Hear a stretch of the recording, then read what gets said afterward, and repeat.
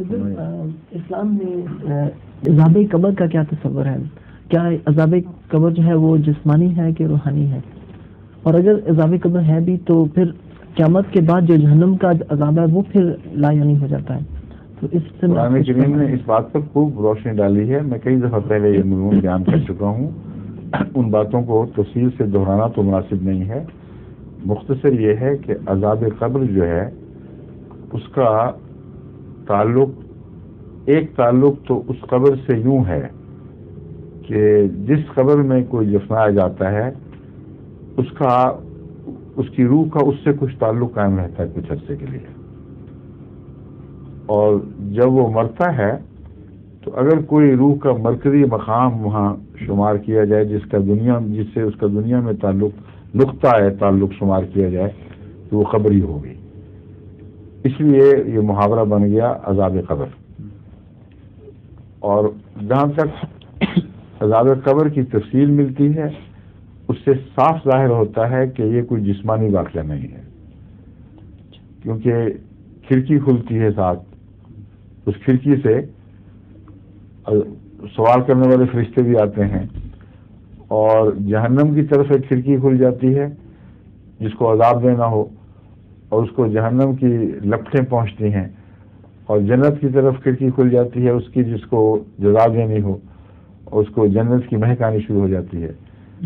لیکن قبریں اتنی اکھیڑی گئی ہیں کبھی ہم نے وہاں کھڑکیاں نہیں دیکھی اور یہ نہیں پتا کہ اس طرف جہنم ہے کہ اس طرف جہنم ہے. کہ بجو کے سوراخ ہوتے ہیں وہاں، اور بجو کے بنائے ہوئے سوراخ تو نعوذ باللہ من ذالک قرآن کریم کھڑکیاں قرار نہیں دے سکتا ہے، رسول اللہ صلی اللہ علیہ وسلم کو کھڑکیاں قرار نہیں دے سکتے. اس لیے ثابت ہے 100% کہ یہ روحانی معاملہ ہے. روح کو جو عذاب کا مزہ چکھایا جائے گا یا جنت کا کچھ جھونکے اس کو نصیب ہوں گے یہ پہلے ہے، مرنے کے بعد کے واقعہ ہے. اس کے بعد پھر ایک ایسا لمبا عرصہ ہے جس میں اس کی روح کی نشو و نما ہو رہی ہے، اور پھر قیامت کے دن دوبارہ پھر حشر نشر ہو کر پھر سوال جواب ہوں گے. وہ اصلی ہیں. پہلا ایک فوری ہے، قرآن سے ثابت ہے، اس وقت میرے ذہن میں وہ آیت نہیں ہے، مرکزی طور پر ایسی آیت قرآن کریم میں موجود ہے جو بتاتی ہے کہ سوال و جواب ایک سرسری ہوں گے جو آغاز ہی میں ہوں گے. اور احادیث اس مضمون کو خوب تقویت دیتی ہیں. اور کلام کریں گی روحیں خدا روحوں سے کلام کرے گا اور ان کو بشارتیں دے گا. یہ واقعہ فوری طور پر بھی رونما ہوگا، لیکن اس کے بعد پھر ایک لمبے عرصے کے لیے وہ ایک ایسی حالت میں ڈوب جائیں گی جس کا ہمیں کوئی علم نہیں کیا ہوگی. اور حشر نشر اس وقت ہوگا جب یہ پایہ تکمیل کو پہنچ جائیں گی سب چیزیں، جس طرف ان کو حرکت دے کر جن نئی شکلوں میں اٹھایا جانا مقصود ہے ان نئی شکلوں کو حاصل کرنا کوئی آنن فانن تو نہیں ہوگا. اس طرح انسانی زندگی ہے، کیڑے سے سفر شروع کیا کہاں تک جا پہنچا، بڑا لمبا عرصہ لگا ہے اس کو. تو اسی طرح ہو سکتا ہے اتنا ہی لمبا عرصہ روحوں کو ملے اور پھر حشر نشر اس وقت ہو جب جس طرح ایوولوشن نے 4 یا 3.5 بلین سال لگائے ہیں آغاز سے لے کر انسان تک پہنچنے میں، تو روح کا جو سفر ہے وہ بھی اتنا ہی لمبا ہے کم از کم، اگر زیادہ نہیں تو.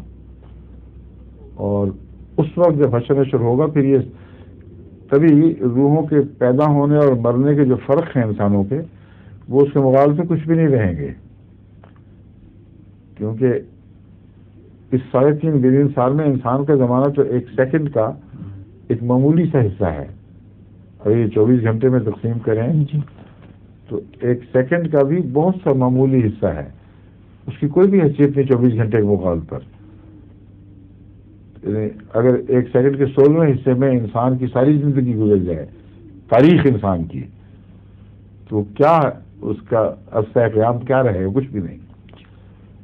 اسی طرح چونکہ زمانہ بعد کا ترقی کا عروج کا بہت لمبا زمانہ ہے، اس کے مقابل پر بعض لوگ کہتے ہیں جو پہلے مر گئے ان کو زیادہ جہنم مل گئی، جو کب اتنی معمولی چیزیں، کوئی حیثیت ہی کوئی نہیں، فرق ہی کوئی نہیں ہے. یعنی وہ ایسا وہ فرق ایسا ہے ہی نہیں جو لائق توجہ ہو. ٹھیک ہے سمائیے کیا صاحب. ظہور مہدی آخر زمان